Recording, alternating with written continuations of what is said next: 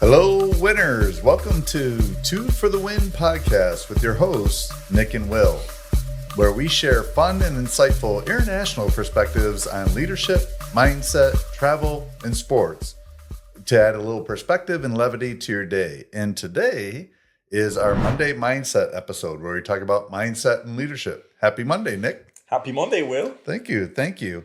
Be sure to subscribe and follow us on the various platforms where you may find us so you can be aware of the latest episodes as soon as they drop. And looking forward to a very fun and exciting chat today.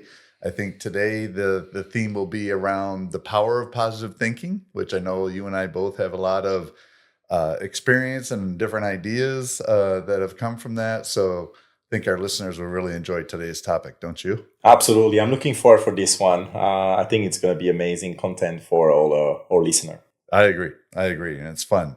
So today we are going to introduce two new segments. We'll start off with one new segment today, and we'll incorporate them from time to time in the Monday Mindset. But this segment is going to be called Quotes and Quips. And so what we're going to do is share a quip, which is a little funny because we like to add a little levity and have some fun. Not everything's always so serious, right? Think the Joker. Absolutely. Why so serious? And then a quote, and the quote will be tied to the theme of today. So the quip I wanted to share was, if at first you don't succeed, then skydiving is not for you, by Stephen Wright, comedian, which I thought was funny because we all know, you continuous improvement and failure, but I thought that was a funny one. That's a really fun one. I think I share that with part of teams that I'm leading, and that's something that's always fun to share. Yeah. And the reaction is always very positive. Yeah, so skydiving is not somewhere where you want to learn to fail first, fail forward. That would not be good. It will be a short learning. Yeah, for sure. The other one is a quote, and it's by a person named Zig Ziglar. So for those of you who don't know, Zig Ziglar was a famous author and speaker, especially in like the 70s, 80s, and early 90s. And I think there was if I'm not mistaken, there was a Netflix documentary on him. Secret, yeah, that was really good. But anyway, Zig Ziglar had this quote, and he's like, what you get by achieving your goals is not as important as what you become by achieving your goals. And Zig Ziglar was famous for talking about positive thinking and what he called avoiding stinking thinking, which is more of the negative thinking. But tying that into today's episode about the power of positive thinking, I thought that quote was pretty apropos. I mean, Ziglar is worldwide now. It's one of the best speakers also back in the days. And that's someone that personally inspired me back in Europe back in the days. That was like the person to listen to at the time. So I definitely read some of his books and listened of some of his very popular motivational videos that you can find on YouTube and other kind of places. So I'm excited to talk more about it. Yeah, and I don't think I shared this with you. I recently on Audible downloaded the 25th anniversary edition of See You at the Top by Zig Ziglar. And I've been listening to that when I'm on the road, which isn't as much as what it used to be. But when I am driving around, I was listening to it, and it's just so uplifting. And one of the things he was talking about is the importance of feeding your mind, because you can feed your mind positive things and feed your mind not so positive things, but whichever one you're feeding your mind, that's what you're going to draw from. So if you're feeding it a lot of negative energy, you're not going to feel as energetic, probably won't be as productive, because you're actually like weighing yourself down, versus if you have that positive energy, even if it's like, how are you doing today? Well, I'm doing good and I'm looking to get better, right? It's just framing it in the positive and putting that towards something more productive. Absolutely. And I think you nailed it on the fact that you're listening to him in your car while you driving around. So a mentor of mine back in Belgium as well used to tell me, Nick, you have two ways to spend your time while driving. You can listen to music and makes people who are already millionaire, most of the guys, even more money. Mm-hmm. Or you can listen to personal development like Zig Ziglar or others, or podcasts like this one to actually motivate you and thinking more positively. Mhm. So anytime you can feed your mind with positivity instead of things that you don't even listen to it, it's just a noise. Mhm. That's always very positive for anyone. So that's a recommendation that I know I have, and I know you do too. Instead of always listening to, it's not that you never have to listen to music, but instead of constantly like listening to radio or things like that, Mhm. listen to something that can actually empower you or give you a positive, mindset or attitude. That's going to help you while you reach the destination, to a client or to a prospect or work or anywhere you're going. That's going to be always a lot more positive. Yeah, totally agree. And I just think, times in my life where you've hit opportunities or certain challenges and things like that, and having these things kind of set up in place almost for yourself. It's almost like shaping the path, if you will, so that even if you are stuck in a little bit of a rut, it can propel you forward out of it, and thinking more about the solution, or thinking at the glass half full aspect, or the silver lining. There's always, something, a quote that I heard that always stuck with me is that, when you have an adversity, there's always at least one seed of equal or greater benefit that you can derive from that, and finding that element and moving forward. And I think personally, like, there's been a lot of great times, and there's been a lot of like major learning experiences I've gone through. And I think just reflecting on that, and knowing, yeah, maybe the whole situation itself wasn't ideal, but what can I take from that to learn and move forward? And that's really tied in my mind to having more of a positive outlook on life. Because if you look at it as, what's the constructive learning I can take from that? How do I become better? I just think it makes a world of difference versus dwelling on the negative aspect of that situation. You can't change it. And if you dwell on it, you're actually impeding your growth that could come from it going forward. Yeah, I think it's, I can come up with an example, but maybe since you brought that up, do you have any situation or example from your past where you actually, use this half full glass instead of a half empty glass? And how did you actually went through it to explain, to communicate that to that person or to yourself, to actually think positively for a situation, with a situation was maybe not 100% positive? Yeah, I think, that's a great question. I think back when I was a kid, and this is going to be, just bear with me on this one. But I was 6 years old and in first grade, and I love playing sports. Obviously, that's going to be one of our themes on our topics with Fanatic Fridays. But I grew up in a neighborhood where the school I went to, most of the kids who went to that school were not near my neighborhood. And a lot of the kids that I were playing with in my neighborhood were either 2 to 3 years older or like a year younger. So I didn't have really anyone my same age. So anyway, where I'm going with this is, we used to arrive to school about 30 minutes before, and we'd be out in the grass and playing football. We had the Nerf footballs. I don't know if you remember Nerf and stuff like that. And I so wanted to play, and nobody would pick me. And it was just so frustrating to me because I just really wanted to play. And you'd have the two captains, they'd start picking people, and I wouldn't get picked. And I told myself, like, I could just not look to play anymore, right? And go do something else and everything. But instead, what I was like, they're not picking me because they don't know what I'm capable of. And I just have to keep showing up, because eventually somebody's going to not show up. They'll be sick or whatever. And what happened was that actually what happened. So I was the last person added to the team, and we played that morning. And this is maybe like a month into the school year. So it wasn't like something that happened pretty quick. But I kept showing up. I would watch, finally got picked, played, had a few good plays. The next day I show up, I got picked. And I wasn't like one of the first picked, but I was picked. Over time, I became one of the first picked. And then in the latter half of the school year, I actually became one of the two captains.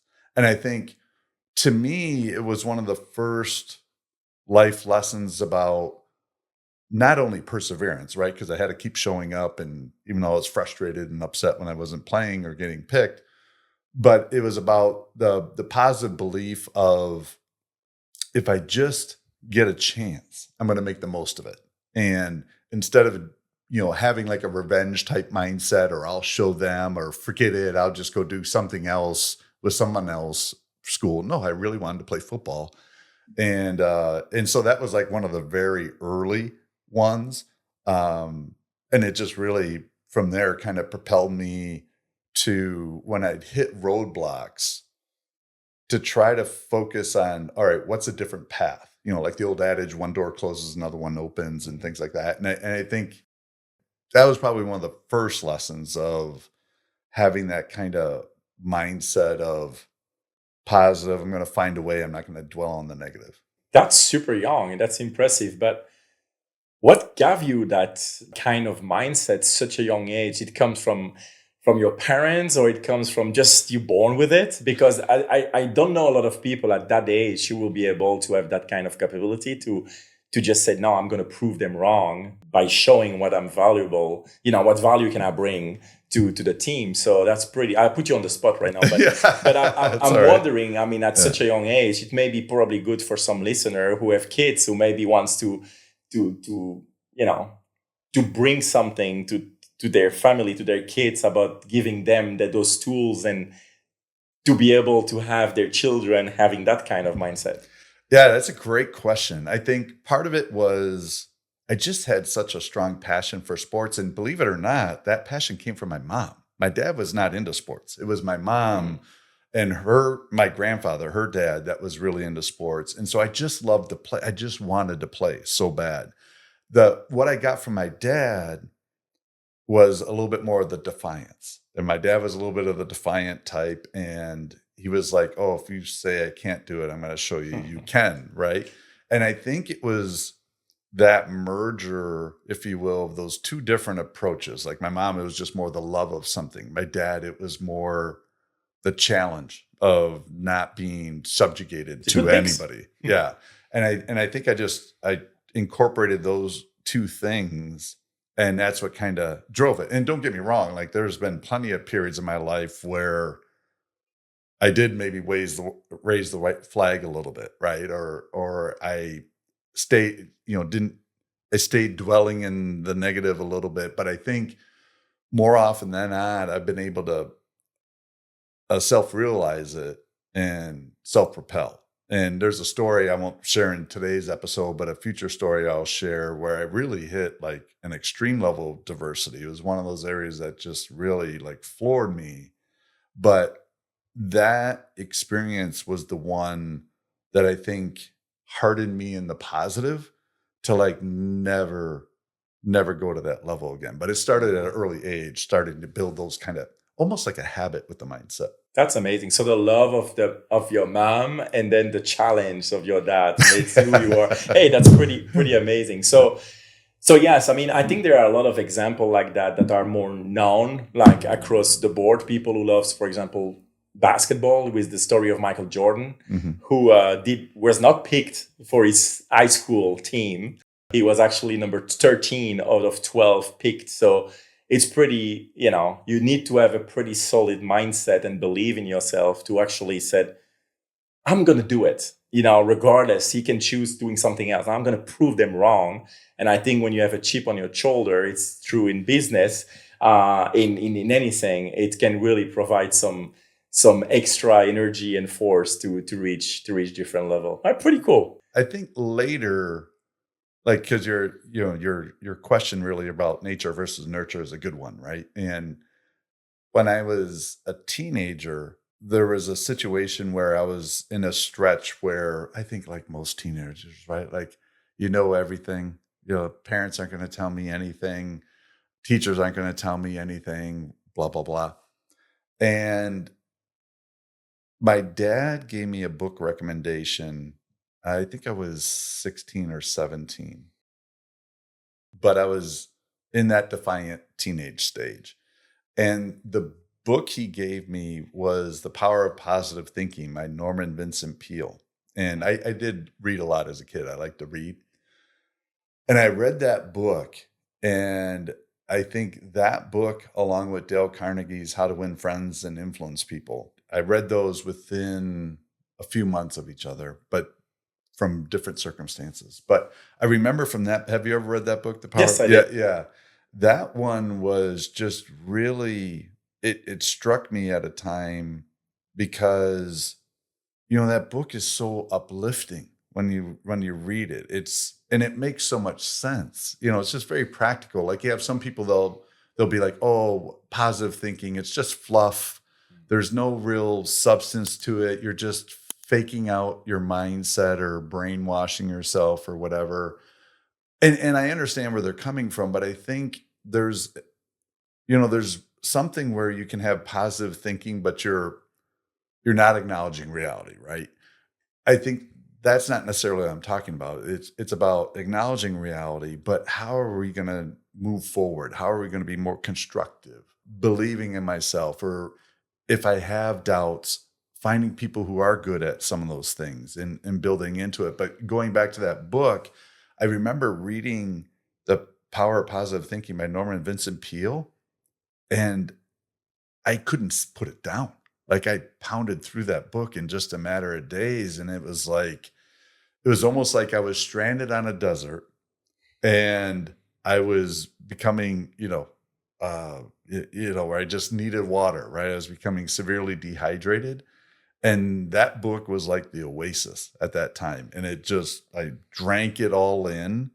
And it really, as long as that other story, right, that I know and sometime I'll share about the being introduced to How to Win Friends and Influence People by Mhm. Dale Carnegie, like those two things at that point in my life truly set me on a different path. And I think had I not had my dad and that teacher share those two books, maybe life's a little different for me, because it was at an important stage of my life. But those were kind of like my experiences and things that I reflect on, from time to time. That's impressive. Like I said, you start at 6 years old with the first story. Then at 16 years old, you explain the story about the first impactful book that you read. Mhm.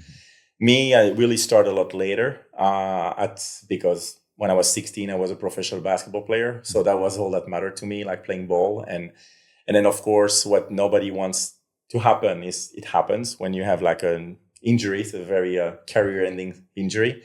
And so what am I doing now? Yeah. I have no like college degree or associate degree, nothing. And so like, what am I doing? And so it took me some time to get to a point like you were when you were 16, but at 25 with a mentor of mine, like I mentioned already last time, Karima, she gave me the book who was Think and Grow Rich by Napoleon Hill. Mhm. And that was the book that had the same kind of impact that your book had on yourself. And after that, that's where I started reading more and more book in order to influence my mindset and help me power through some difficult time that we have in life and believe in myself that nothing is impossible. So that's probably something good to take off this episode as well. If you have kids or for yourself, that's sometimes pick up a book, or now in those days it's even easier. You just listen on Audible, Mhm. and your mind will automatically be impacted at some level if you are listening to it or reading to it with a positive attitude. Mhm. And so those examples are very strong. So thank you for sharing. Yeah, yeah, no, likewise. Yeah, and I think you touch on such a good point because we all need mental nourishment from time to time, right? Like we live life. Life's not easy all the time. There's challenges that come up, whether it's in business, personal, whatever. But being able to feed your mind and really in a lot of aspects your essence, right? Like I think it's extremely important. Like there was this video, and it was a short book. It was one of those like flip through type books called 212 Degrees. And it's like at 211 degrees, water's just very hot. Do you have it? Yeah, there. Of course you do. Yeah. I don't know. Maybe is that this one? Yep. Yes. Yeah. And it's like you go from 211 degrees, but you go to 212 and water starts to boil, and boiling water creates steam, and steam can power locomotive engines, like back in the day. It's that element of just that little added extra effort more. And when you have that nourishment, that can serve as the fuel to just take that little extra step forward. And sometimes that's all the difference, right? It's the difference between the boulder at the top of the hill that you cannot get moving, but you just get to move a half an inch or an inch, and that momentum starts, and then the boulder is able to make it down the hill. I think this is an amazing like idea for a listener to maybe take action if it's not the case yet, or to retake action if something has been forgotten or, lost track of reading or listening. It's maybe something to re-implement, and that's going to be helpful at the end of the day for anyone at any level. I do believe so. Yeah. And if you can start young like you, it's even more impactful because I needed it. Hey, at least Yeah. No, I really did. Because I just think about, going back to nature, nurture, the environment I was in, situations I placed myself in, and different things. Like I needed that to keep me on the type of path to move forward, and versus taking another path that wouldn't have been as productive or constructive. So there's one other person I popped in my head when we were talking about this, because if somebody doesn't want to read, or they're not maybe big into Audible or whatever, there's tons of YouTube videos. And one speaker, he was big in like the 90s and I think early 2000s, was Les Brown. I don't know if you, yeah. And every once in a great while, I'll pull up like a 30-second or a 5-minute speech of Les Brown, because he was a powerful speaker. And one of his more famous speeches was, "It's not over until I win." And he was talking about a story where he was playing his son. I forget, they were playing some game, and he must have beat his son like 15 times in a row. And his son, he kept saying, "Do you want to keep playing?" And the son's like, "It's not over until I win." And then it was something like the 18th or 19th time his son finally won the game, and he's like, "Okay, I'm done. I'm going to bed." That was it. But it's that kind of mentality, right? And sometimes, we're not. It's not intuitive to us. But it's something that can be learned, and I think that's the powerful thing about it is, regardless of your past circumstances or past paradigms or thinking, you can change it. You can learn and tweak different things to make it better, or even if you consider it to be great, you can always, make it even better and move forward. And I think that's the almost comforting thing to know, is it can be learned. It's just not something that you're born with or not born with. No, you can learn, feed your mind, grow, and kind of have that fuel and protection, if you will, to power forward through challenging situations. 100%. And another good point here, I know that you are sharing those videos, sometimes, like within your organization. So that's something I think some people will take it negatively and roll their eyes. "Oh my God, another of those video, like a motivational video." But I guarantee you, if you stick with it and try to look at one a week, like every week, after that, you will be automatically in a better position to start your day. We laugh about it, but it's so important. And that's why those motivational video from Les Brown and others, they are the most viewed video on YouTube, right? Because people are watching and rewatching and rewatching, the voice, the attraction of the speaker, the motivation of the words, the music around, the acknowledgement of sport in there, like to motivate you even more. Like I always think, when I think about that, I think about Any Given Sunday, the speech of Al Pacino in the locker room. Again, we will have a lot of sport analogy because we both like very sport minded people. But I mean, after watching the first time that movie at halftime when they had that speech, I wanted to get up and dress up and go play a game. Like I was motivated. I wanted to go on the field. And I think that's so powerful, and people underestimate that a lot. But if you are consistent with it, you will find what you need by those little details. If you add them up all, that's going to come with positivity in your life. Oh, 100%. And you touched on something that's really interesting, because when you think about motivation, when you're being motivated by someone else, that's important, but it can be fleeting, right? Because you have to have some sort of self-motivation. But my argument, whenever, I've had some conversations with folks and they're like, oh, motivation's only good until you leave the speaker or you close the video. And my argument always was, sometimes all you need is just a little ounce of motivation and it'll get you a pound of inspiration. And that's what's lasting. When you're inspired by something, when you're inspired to act in a certain way or try something, the motivation may dissipate a little bit over time, but if it fuels the inspiration, the inspiration is what's lasting. I love that. I think it's going to be the sentence of this episode. I love that. I love that one. So I will write that down after, and I will definitely use that. Hey, it's made by Will Smith. Yeah. Like we can put the name link to it. No, I love that. Yeah. Perfect. Yeah. I think that you told me before that you had a quote that you wanted to reflect on today. Is the other segment that we were thinking about, not in the club. So you have that. I'm excited about this segment. Yeah, there's some ones where you're in the club. But here's where I'm going with this is, and we'll let our listeners give us feedback and see if it's something they want us to continue. But where we come across news stories of a leader or someone's mindset where they're not in the club, they're not what it's about. And the one I came across, and so the not in the club, we'll see how it goes, was a story that was in the Hollywood Reporter on September 20th. And it was talking about David Zaslav, who's with Warner Brothers, an executive at Warner Brothers.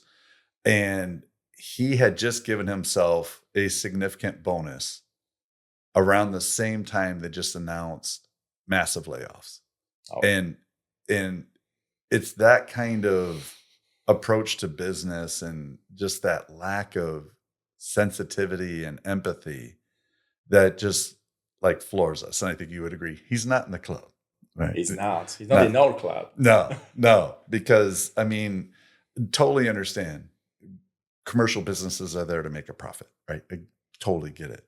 But those organizations are fueled by people. And it's just the optics. Like, you're going to disrupt families and livelihoods at the same time, compared to majority of people, quite wealthy. And then you need an even larger bonus. It's just David Zaslav, that is not in the club. Do better. Absolutely. Well, no wonder that they need to lay off people if that kind of leadership is on the helm. So, so that is pretty telling of what I do not call a leader. I call just someone who was at the right place at the right time, probably, but not someone that inspiring people. Otherwise, they would not do that kind of layoff while taking a huge bonus. So not in the club. So let us know if you would like us to continue this segment. We have an idea to put a segment like that every Monday.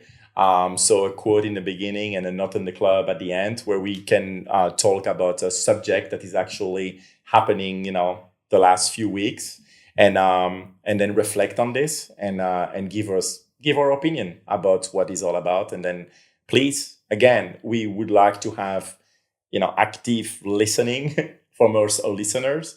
And if you want to give us feedback, we will take the feedback and we'll adapt it as we go. So please don't hesitate to provide some feedback based on this segment as well. That would be well appreciated. Yeah, absolutely. Well said, Nick. And winners, we focus on the positive, but sometimes there's learnings from sharing the stories of the negative that will help fuel the positive. So yeah, please share the feedback, and very excited. Again, please subscribe and follow us on the various platforms. This will wrap up today's Monday Mindset episode. For those of you, we hope you join us on Wednesday when we have Wanderlust Wednesday. That'll be coming up next, and we'll have some exciting things to share there. So again, thanks everyone for your time. Thanks for listening. Be well, and we will chat soon, winners. Take care.